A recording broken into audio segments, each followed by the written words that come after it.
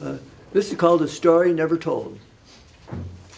I have been rereading my dog-eared wartime letters from 1944 and 45 that my stepmother saved, hoping to possibly resurrect valued shards from mostly banal rubbish.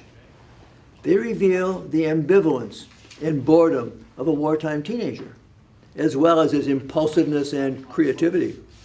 Sharing these vignettes can be both satisfying and sad. 3 nights ago, I read one letter-inspired story to my wife, Joan, and enjoyed this reminiscence. I hesitated, then surprised myself with these words. Joan, there's an army afternoon in France that I've never written about nor repeated to anyone.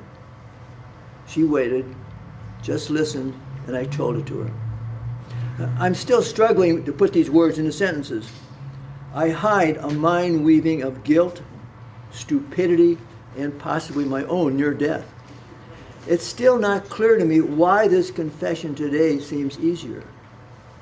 It may be that since I've just finished reading D-Day by Stephen Ambrose and have become more aware of the horrible deeds and mistakes on that day by both sides, this does not dissipate my regrets, but it may partially explain the gross denial of thousands like me during those awful years. I clock back to an unusually relaxed November late afternoon. No enemy contact today, as our platoon is pulled back to a relief and rest area, while other infantry grunts are closer to the front, playing the usual lottery of fate. My hole is dug and my BAR clean. I seal a V-mail home and open a K ration. I nibble on the hard cheese, pretending it's roast beef. A serenading stream nearby makes water plentiful, saving my canteen. I indulge in a leisurely horse bath with a sliver of soap and a helmet warm water. Wax K-boxes are always good kindling. From out of the woods, to my left wobbles a silent visitor with his red top, pecking toward me.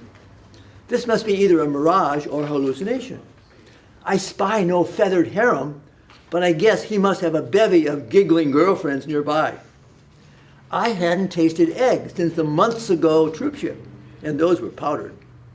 Fantasies of rooster fricassee float before me as I scan my circle, listening to piney wood songs. I edge away from my hole and tiptoe toward my guest, a stone's throw away. Impulse takes over. No thought-out plan.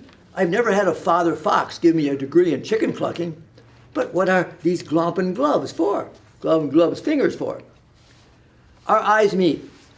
His upright stare catches neither one of a prospective lover, nor as yet a threat. He has probably enjoyed similar two-legged corn scatterers before. Neither of us move as we wait each other out, and he returns to his searching for grubs. As my right foot dances slowly toward him, his red notch elevates, and seeing no expected handouts, quickly retreats. Not knowing a reassuring poultry aria, I hum softly in faulty French and follow, leisurely hoping to serenade, not startle my pecking prey. I do not see him twist his neck and eye me, but his DNA radar somehow knows how to maintain a proper distance. All the while, this carefree clucker leads me along unmarked paths, wandering up and down familiar hills to him, circling trees and hedges. 40 minutes of patient tracking slip by.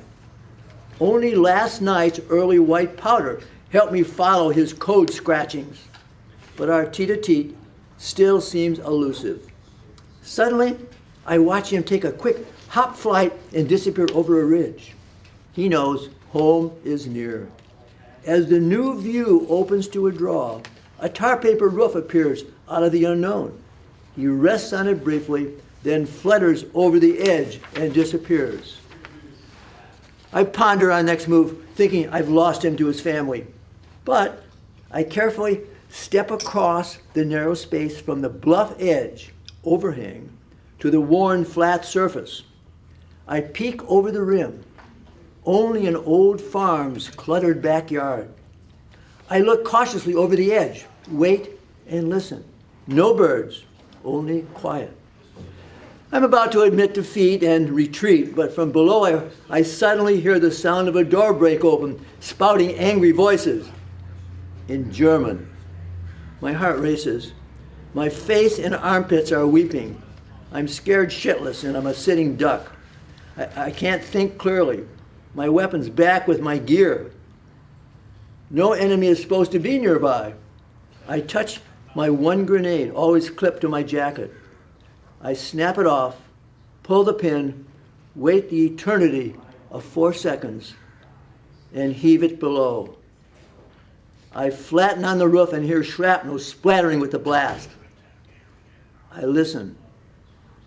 I hear no voices or moans. 30-hour-like minutes creep by. I hear no movement. Total silence.